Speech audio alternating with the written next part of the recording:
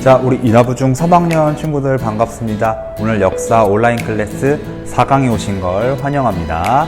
자, 여러분들 온라인 클래스 1강, 2강, 3강, 4강까지 왔습니다. 아주 차근차근 잘 듣고 있는데 지금 하는 것처럼 다음 강의, 또 그 다음 강의, 또 역사뿐만 아니라 다양한 강의도 여러분들 온라인 클래스 성실하게 잘 듣길 바라겠습니다. 이 온라인 클래스를 진행을 하는 데 있어서 선생님들은 사실 그냥 수업을 찍고 여러분들 수업 들을 수 있게 EBS 온라인 클래스에 이렇게 업로드하고 이런 과정을 거치는데, 사실상 여러분들이 수업을 듣는지 안 듣는지, 열심히 듣는지 안 듣는지는 확인할 수가 없습니다. 따라서 여러분들이 정말 여러분들 스스로를 컨트롤할 수 있어야 되고 여러분들 몫이라고 생각을 합니다. 중학교 3학년 시기가 결코 여러분들한테 어린 그런 나이 어린 시기가 아닙니다. 여러분들이 이제 고등학교를 앞두고 고등학교를 진학을 해서 불과 3년, 4년 뒤면 사회로 나가는 사회인이 되고, 또 누구는 대학생이 될 거고, 또 누구는 취업 전선에 뛰어들면서 사회생활을 하게 될 텐데, 그런 앞으로 불과 몇 년 남지 않은 그런 시기에 여러분들 몸에 생활 습관을 잘 기르고, 그런 것들이 여러분들의 습관이 돼서 여러분들의 인생을 바꾸고 여러분들의 미래를 바꾸는 겁니다. 사소한 거일 수도 있지만 담임 선생님들이 전화해서 여러분들한테 잔소리하고 혼도 내고 하는 거를 너무 부정적이게 듣지 마시고 여러분들 잘 되라고 하는 거기 때문에 잘 마음속에 새겨서 여러분들이 조금 더 생활 습관도 변화하고 조금 더 성장할 수 있는 그런 계기로 활용하길 바라겠습니다. 자, 그러면 본격적으로요 4강 오늘 역사 온라인 클래스 수업을 한번 진행을 해볼 텐데요. 지난 시간에 영국혁명에 이어서 산업혁명을 공부했습니다. 오늘은 그 혁명의 시대의 세 번째 시간인 프랑스 혁명에 대해서 공부를 해보도록 하겠습니다. 자, 프랑스 혁명. 사실 우리가 혁명의 시간 순서대로 나열하면 중간에 미국 혁명이 한번 껴있어요. 그런데 우리가 일단은 유럽 전반, 유럽 대륙에서 발생한 혁명부터 살펴보다 보니까 프랑스 혁명부터 공부를 하고 있습니다. 자, 오늘 여러분들과 함께 프린트 30페이지를 펴시면 될 것 같고, 프린트 없는 친구들은 선생님이 작성해 놓은 판서 보거나 중간중간에 화면 띄워놓는 거 보시면서 수업 들으면 되겠습니다. 자, 그럼 본격적으로 프랑스 혁명에 대해서 오늘 공부해 보도록 하겠습니다. 자, 프랑스 혁명을 공부할 때, 우리가 혁명에 대해서 공부할 때는, 자, 혁명이란 단어, 우리 이제 그동안 공부를 해와서 쭉 알 거 아니에요. 혁명이 뭐야? 단순히 그냥 어떤 사건이 진행되거나 사건이 이렇게 변화했을 때를 혁명이라고 하는 게 아니라 대대적으로 큰 변화, 어떤 큰 메커니즘이 변화했을 때를 혁명이라고 합니다. 즉, 혁명이란 단어를 아무 때나 붙이는 게 아니라 어떤 큰 대전환이 발생했을 때 혁명이란 단어를 붙이죠. 그럼 프랑스 혁명은요, 과연 프랑스에서 어떤 큰 변화가 발생했는가를 살펴보면 되겠습니다. 자, 혁명을 먼저 살펴보기 전에 이 혁명이 발생할 수 있었던 배경과 그 기반이 무엇인지를 우리가 좀 하나씩 살펴볼게요. 자, 여기 칠판을 보시면 프랑스 혁명의 배경을 살펴보기 이전에 우리가 대표적인 영국 혁명과 미국 혁명, 프랑스 혁명 이렇게 배우고 있잖아요. 이런 혁명들을 발생할 수 있었던 어떤 기반이 무엇이냐라고 했을 때는 바로 계몽주의라는 사상이 사람들에게 박히기 시작을 합니다. 자, 계몽. 자, 계몽이라는 건 어떤 걸 깨우친다는 뜻이죠. 자, 우리가 근대 이전의 중세에서는 눈에 보이지 않는 신이 모든 것을 컨트롤하고 신 중심의 사회로 신을 믿고 신보다 더 위는 없다라는 생각으로 중세를 지내왔습니다. 자, 그런데 근대에 들어서는 이제 계몽주의라는 것이 발생을 하면서 신보다는 합리적이고 이성적인 판단을 하기 시작을 하는 거예요. 신조차도 우리가 합리적이고 이성적으로 증명해야 되는 존재로 판단을 하고 그러니까 신보다 더 위에는 이성, 합리적인 판단이 우선이다 라는 생각이 사람들 머릿속에 깃들기 시작을 합니다. 따라서 이런 계몽주의가 나타나기 시작을 하면서 이성이라는 개념이 사람들 사이에 박히게 되고 합리성, 이런 것들을 따지기 시작을 하는 거예요. 따라서 이제 신 중심으로 신의 어떤 계시를 받아서 왕이 나는 신의 대리자다 라고 통치를 하는 그런 모습이 아니라 야 네가 무슨 신의 계시를 받아 증명해봐. 증명 못해? 그럼 너는 통치자로서의 자격이 없어. 합리적이고 이성적인 판단을 가진 사람들이 통치를 해야지 라는 사람들이 막 발생을 하기 시작을 해요. 그래서 왕권에 대립하는 사람들이 등장을 하기 시작을 하고 그런 사람들이 혁명을 발생시켜서 어떤 큰 변화를 일으키기 시작을 하는 겁니다. 따라서 어떠한 혁명들이 발생을 하는 데 있어서 사상적이고 어떤 머릿속에 이 계몽이라는 사상이 박히면서 이 계몽주의를 바탕으로 혁명이 발생을 했다라는 걸 잘 기억하고 계시면 되겠습니다. 프랑스 혁명도 마찬가지입니다. 프랑스 혁명도 계몽주의를 시작으로 해서 이 계몽주의를 알게 되고 계몽주의를 받아들인 사람들을 중심으로 프랑스 혁명을 발생을 시킵니다. 자, 그럼 과연 프랑스 혁명은 어떤 배경을 통해서 발생을 했는지 하나씩 살펴보도록 하겠습니다. 자, 프랑스 혁명이 발생하기 이전에 이미 여러분들도 알 거야. 이미 유럽은 절대왕정이라는 시기를 쭉 거치면서 지내왔죠. 프랑스도 마찬가지로 프랑스에 절대왕정기가 있었습니다. 즉 왕이 신의 권한을 받아서 나는 절대적인 권리를 갖고 있어서 너희들을 통치한다 라는 절대왕정 시기 속에서 프랑스의 대표적인 절대왕정의 황제인 루이 14세가 통치를 하고 있었습니다. 자, 누군가에게 절대권을 부여를 하면요, 장점은 빠르게 통치할 수 있다. 그쵸? 그리고 빨리빨리 일이 진행될 수 있다. 하지만 단점은 뭘까? 누가 절대 권력을 갖고 있어. 그러면 그치, 그 권력이 잘못된 방향으로 가거나 그 권력이 남용될 때 문제점이 발생을 하죠. 루이 14세 같은 경우도요, 초반에는 잘 하다가 후반에 가서는 자기의 권력을 남용하고 사치, 향락에 빠지면서 프랑스를 위태롭게 만들기 시작을 합니다. 따라서 이 루이 14세가 경제적으로는 재정의 파탄, 정치적으로는 정치적 어떤 막 부정, 스캔들 뭐 이런 것들을 통해서 프랑스가 굉장히 지금 하락하고 있는 추세였어요. 자, 그런 와중에 지금 경제적인 파탄이 가장 위기였단 말이야. 그래서 프랑스의 절대왕정기 루이 14세가 경제적인 파탄을 일으키자 이제 점점 뭐가 필요하냐면 왕실의 재정이 필요해. 돈이 필요해. 즉 돈을 거둘 만한 장소를 막 물색하던 중에 돈을 누구한테 걷어? 사람들한테 우리 돈 거두려면 어떻게 해야 돼? 세금을 부과하면 되잖아요. 따라서 세금 부과를 해야 되겠다라는 결심을 내립니다. 자, 그래서 우리가 프랑스 혁명의 배경을 처음부터 살펴보면 먼저 재정이 파탄나기 시작을 해요. 루이 14세가 막 휘황찬란한 궁전도 짓고 막 비싼 옷, 비싼 술, 비싼 음식 이런 것들 먹으면서 막 향락을 즐기고 있어. 소위 지금 말로 얘기하면 플렉스, 막 명품 차고 막 이러고 있단 말이야. 자, 그런데 그런 와중에 또 유럽에 막 전쟁이 발생을 하고 막 이런 거 하니까 전쟁도 막 도와주고 있어. 그리고 돈이 막 다 프랑스에서 호주머니에서 나가는 거야. 이런 재정 파탄 속에서 세금을 걷어야 되겠다라는 생각을 하고 이 재정을 채우기 위해서 자, 세금 부과를 결정을 합니다. 그런데 당시 프랑스 사회에서는 자, 왕이 야 세금 걷어, 다 백성들한테 세금을 부과해 라고 해서 세금을 거둘 수 있는 게 아니라 그것을 다 동의를 얻어야 되고 그 동의 속에서 지금으로 따지면 우리도 국회에 동의를 얻어서 법을 만들듯이 이 동의를 얻어야 되는데 그 동의를 얻기 위해서 뭘 만드냐면 삼부회를 소집합니다. 삼부회는 원래부터 있었던 기관이었어요. 각 계층의 대표들이 모여가지고 어떤 의결을 하면 그 의결의 결정을 내리고 그 결정대로 왕이 시행을 하는 어떻게 보면 지금의 의회와 같은 그런 구성을 하는 게 삼부회였습니다. 그럼 잘 생각을 해보세요. 절대왕정기로 올라가면서 삼부회는 그쵸, 소집될 이유가 없었죠. 왕이 다 했으니까. 그런데 이렇게 왕이 막 경제적으로 파탄시키고 정치적으로 불안하게 만드니까 의회의 권한이 조금씩 올라가고 있었고 대표적으로 삼부회가 다시 등장하기 시작을 하는 거였습니다. 그래서 이 삼부회 소집을 통해서 세금 부과를 결정해야 됐어요. 그러면 일단 나라에 돈이 필요하니까 삼부회를 결성을 해야 돼. 그런데 이 삼부회는 아까도 말했듯이 여러 계층들이 모여서 의견을 만드는 거라고 얘기했죠. 자, 대표적으로 우리가 3부에 모이는 계층을 좀 살펴봐야 되는데 바로 이 프랑스의 계층 구조를 좀 살펴봐야 됩니다.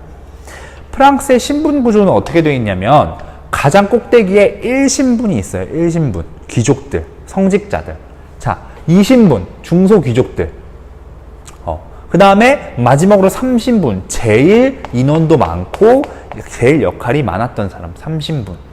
자, 그래서 각각의 역할을 좀 살펴보면 1신분 같은 경우는 면세의 특권이 있었어요. 1신분, 2신분은. 면세라는 게 뭐야? 세금을 면해준다. 그래서 세금을 내지 않아. 그 대신 너희들이 왜 세금을 안 내냐면 우리는 정치에 참여해서 중요한 일을 하잖아. 그러니까 우린 중요한 일을 하니까 세금을 내지 않고 세금은 누가 해? 그치, 3신분이 세금을 납부하세요. 이렇게 나온 거예요. 얘네들은 세금도 내지만 정치는 참여할 수가 없었어. 돈은 돈대로 내고 참여에 참정권은 없었다라는 거죠. 3신분이 참정권이 없어. 1신분, 2신분은 참정권은 있는데 세금은 안 내. 뭔가 구조가 좀 이상하잖아. 그래서 이 3신분들이 불만이 굉장히 많았어요.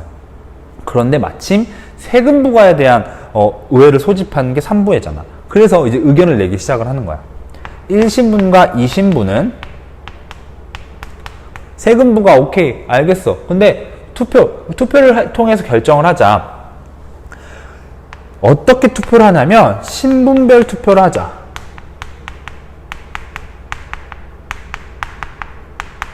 자, 3신분은 야, 무슨 신분별 투표야. 머릿수. 즉 다수결 투표하자. 자, 이게 무슨 차이가 있을까요?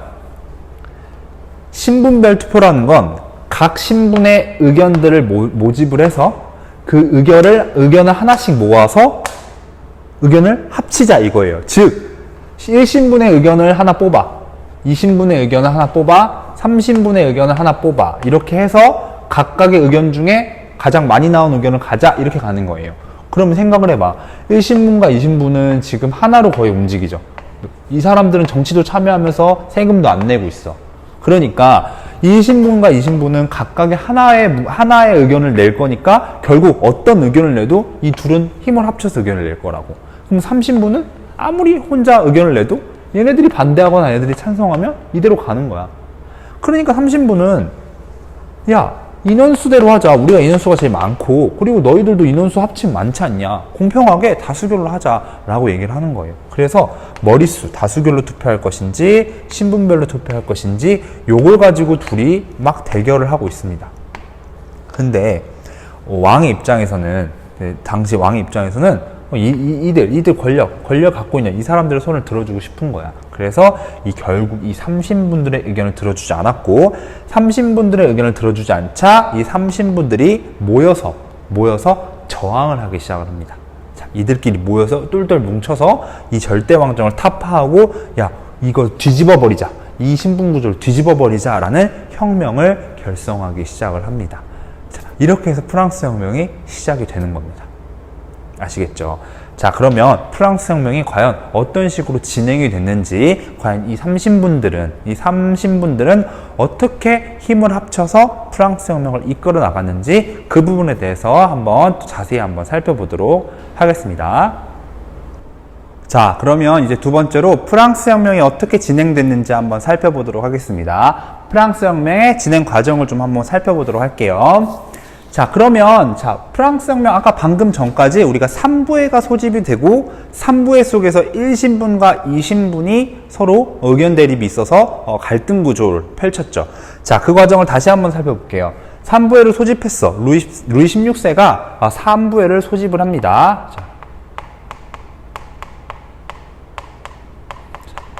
자, 루이 16세가 3부회를 소집을 하는데, 이 3부회를 소집하니까 1신분과 2신분은 서로 힘을 합쳐서 신분별 투표를 하자라고 얘기를 했고, 3신분은 뭔 소리냐, 머릿수로 해, 다수결로 해, 이렇게 내온 거예요. 자, 그래서 이 둘이 대결을 하고 있었는데 루이 16세가 누구 편을 들어준 거야? 1신분과 2신분의 편을 들어주게 되고, 3신분은 뭐야, 우리 개무시당했어, 이렇게 해가지고 어디로 간 거야? 어디로 가냐면요, 자, 그 테니스 코트라는 곳으로 이동을 합니다. 자, 의회를 문을 박차고 나가서 테니스 코트로 다 모여! 라고 한 거예요. 광장 같은 곳으로 모인 거야. 모여서 삼신분들이 선언을 합니다. 자, 이런 비정상적인 구조 속에서 우리는 계속 세금만 내고 참정권은 없고 이렇게 부당하게 지낼 수는 없다. 이제 우리가 프랑스를 이끌 우리만의 하나의 집단을 만들자라고 하면서 테니스 코트에서 선언을 하게 됩니다. 그게 바로 테니스 코트의 선언이에요. 테니스 코트에 모여서 다 선언을 하게 되는데, 이 테니스 코트에 모여서 선언을 하고 여기서 뭘 만드냐면 국민의회라는 것을 만듭니다. 우리가 대표다. 우리가 국민의 대표가 돼서 우리가 프랑스를 이끌어 가보겠다라고 하면서 국민의회를 만듭니다. 제3신분들이 독자적으로 구성한 거예요. 자, 그런데 루이 16세 입장에서는 이렇게 독자적으로 나오면서 이들이 왕권을 제약을 하고 왕권을 견제하는 것에 대해서 불만이 많았겠죠. 그래서 이 루이 16세는 이 국민의회를 탄압을 해요. 니들 당장 해산해 다시 돌아와. 그리고 나서 다시 우리가 얘기를 해보자 라면서 막 회유도 했다가 탄압도 했다가 막 이렇게 합니다. 자, 그런 과정 속에서 이 국민의회는 더 이상 우리 의견을 들어줄 거라는 생각을 안 하고 루이 16세가 난 너희들이랑 할 얘기 없어 라고 하면서 바스티유 감옥을 습격을 하게 됩니다. 프랑스의 바스티유 감옥을 습격을 해가지고 여기 올라가지고 무기도 탈취하고 막 거기는 사람들 다 풀어주면서 저항을 하기 시작을 해요. 자, 이 바스티유 감옥 습격을 하는데 이들이 모여서 그냥 습격을 하는 게 아니라 뭘 구성을 하냐면 민병대, 즉 파리에서 민병대를 구성을 해서 군대를 구성한 거죠. 이 민병대가 바스티유 감옥을 습격을 하게 됩니다. 당시에 이렇게 루이 16세는 금방 끝날 줄 알았어. 세게 나가면 깨갱하고 우리가 말 다시 들을게요 이렇게 하면서 다시 들어올 줄 알았는데 뭘까지 구성을 해? 군대까지 구성을 했다는 소리는 루이 16세 입장에서는 이제 자기의 어떤 안위까지 불안한 거야. 이제 혹시 군대가 나를 향해 총을 겨누거나 칼을 겨눌 수도 있잖아. 그래서 야 너무 그러지 마. 알았어. 말 들어줄게. 국민의회 너희들 말 들어줄게 라고 하면서 이 국민의회의 의견을 수용을 하는 모습들을 보입니다. 그게 바로 뭘 선언하냐면 봉건제를 폐지하겠다. 봉건제 폐지를 선언을 합니다. 이게 왜 중요하냐면 봉건제라는 거는 뭐야? 결국에는 어떠한 신분 구조 속에서 이 신분 구조 속에서 이 신분에 따라서 부당한 어떤 대우를 받고 그런 구조 속에서 아주 악습이 막 진행되는 그런 과정이었잖아. 그걸 없애버리고 적당한 재산이 있으면 적당한 돈이 있거나 재산이 있으면 다 누구나 참여할 수 있게 정치에 참여할 수 있게 그렇게 어떤 제한된 참정권을 부여를 합니다. 여러분들 이런 것들은 필기를 좀 해두세요. 선생님 프린트에 넣지 않았습니다. 그래서 제한된 참정권을 부여를 하면서 또 뭘 하냐면 입헌군주로 바꾸세요 라고 해요.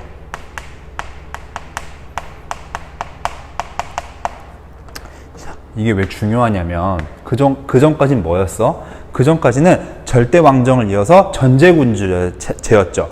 전제군주의 전제군주였던 형태가 입헌군주로 바뀌면서 군주는 이때 뭐에 의해서 통치하는 거야? 법에 의해서 통치하는 왕권이 제약되는 모습들이 보이기 시작을 합니다. 자, 그러면 국민의회는 지금 본인이 어느 정도 결과를 달성을 했죠. 그래서 이 봉건제 폐지를 선언한 다음에 뭐 하나를 발표하고 해산을 합니다. 그게 뭘 발표하냐면 굉장히 중요해요.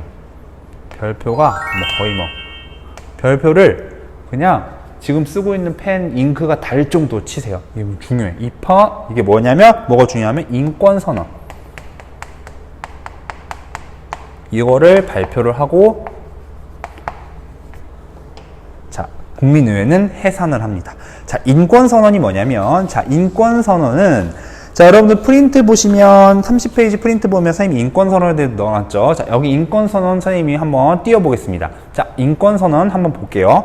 자, 인권선언은 말 그대로 인간의 권리에 대한 선언인 거예요. 그동안은 우리가 어떤 인권이라든지 이런 것들에 대해서 무시당했다. 우리가 이제 인권 선언을 통해서 프랑스 국민들이 받아야 될 권리에 대해서 명시하겠다라고 하면서 작성한 내용입니다. 어떤 내용이 들어가 있냐면 프랑스는 자유와 평등 그리고 국민의 주권을 가지는 국가로 나아가야 된다. 그리고 우리들이 갖고 있는 재산에 대한 권리도 우리가 가지고 있다라는 것을 명시합니다. 그래서 내용을 보시면 자유, 평등, 국민주권을 다루고 있고요. 그 다음에 재산권을 명시하고 있습니다. 자, 이의는 뭐냐면 당시 프랑스 혁명으로 인해서 이 군주들은 충격을 먹었지. 왜?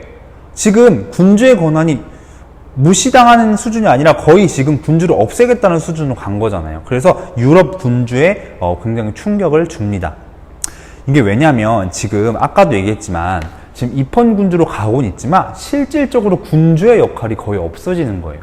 이 법에 의해서, 이 헌법에 의해서 통치가 되고 나아가서는 입헌군주들 하면 뭐겠어? 공화정으로 나아갈 수 있잖아요. 그러니까 군주 입장에서는 굉장히 충격을 먹은 거지. 그래서 이 프랑스 혁명이 이렇게 유럽으로 퍼져나가는 것 자체를 다른 나라에서는 굉장히 견제하고 두려워하고 있었습니다.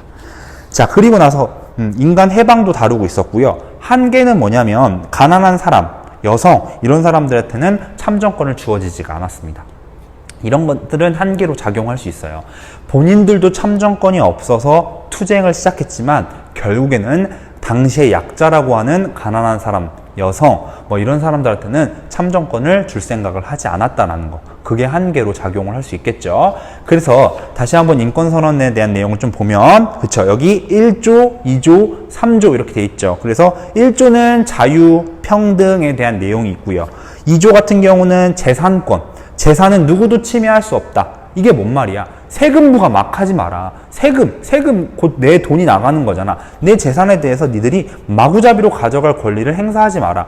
합법적이고 적합한 절차에 의해서 세금을 부과해라 라는 게 2조에 있는 거고요. 3조 같은 경우는 주권, 우리 프랑스의 주권은 우리 국민에게 있다라는 거를 다루고 있습니다. 자, 인권선언 굉장히 중요합니다. 프랑스 혁명의 핵심이라고 할 수 있겠죠.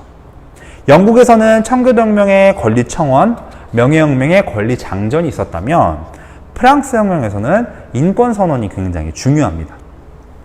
자, 그러면 지금 이 과정 속에서 지금 인권선언까지 얘기를 했잖아요. 그 다음 어떻게 되냐면 아까도 말했듯이 이걸 발표한 이후에 국민의회는 이제 본인들이 할 일을 다 했다라고 해서 해산을 해요. 해산을 하되 해산이 아니라 이제 새롭게 다시 의회를 구성을 할 필요가 느껴진 거지. 그래서 지금 입헌군주제로 갈 거잖아. 그러니까 이 법에 의해서 의회를 다시 구성하자라고 해서 거기 보면 입법의회가 만들어집니다. 그래서 국민의회가 해산이 되고 다시 입법의회로 만들어지면서 본격적인 입헌군주제가 시작이 된다라는 걸 여러분들이 잘 보시면 되겠습니다. 그러면 이 입법의회에 관한 내용들이 이제 쭉 진행이 되겠죠? 아까도 말했지만 입헌군주제로 진행이 되다가 프랑스 혁명은 또 어떤 모습으로 바뀌겠어요? 그쵸. 이제는 군주권이 쭉 위에 있다가 쭉 군주권이 쭉 떨어지잖아. 군주권이 떨어진다가 이제 군주권이 아예 바닥이야. 이게 무슨 형태로 가는 거야? 이게 공화정이라는 걸로 가는 거죠. 어디서? 전제군주에서. 이 군주권이야, 군주권. 쭉 떨어지다가 군주가 아예 없어지는 상황인 공화정으로 가겠죠. 즉, 입법의회 이후에는 어떤 모습들이 보일지 우리가 다음 시간에 볼 겁니다. 자, 그러면 이제 우리가 오늘 여기까지 마무리할 텐데 정리하고 마무리하겠습니다. 자, 지금 프랑스 혁명이 시작이 됐어요.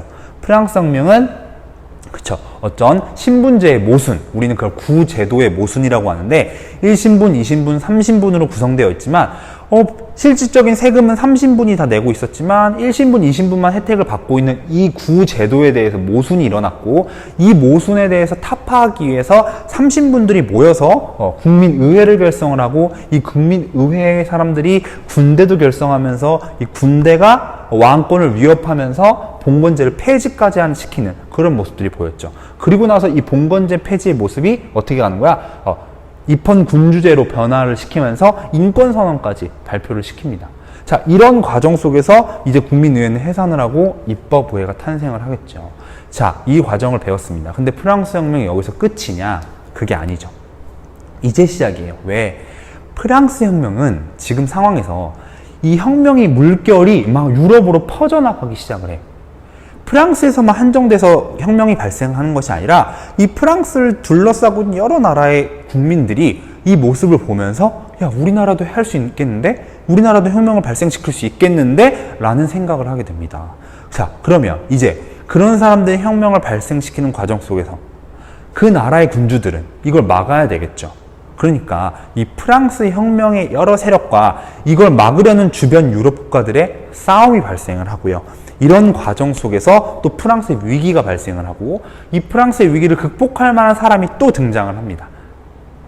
우리가 흔히 잘 알고 있는 땡땡땡, 이거 다음 시간에 해보도록 하겠습니다. 자, 프랑스 혁명 끝이 아닙니다. 다음 시간에는 프랑스 혁명 두 번째 시간으로 프랑스가 어떤 과정 속에서 또 위기에 봉착을 하고 극복을 하는지 그 부분에 대해서 공부를 하도록 하겠습니다. 자, 알겠죠? 자, 오늘 수업 굉장히 내용도 많았지만 여러분들 다시 한번 복습을 하면서 꼭 정리를 하고요. 다음 시간에는 또 우리가 프랑스 혁명 두 번째 시간으로 만나도록 하겠습니다. 자, 여러분들 오늘도 수고했고요. 우리 다음 시간 5강에서 만나도록 하겠습니다. 안녕.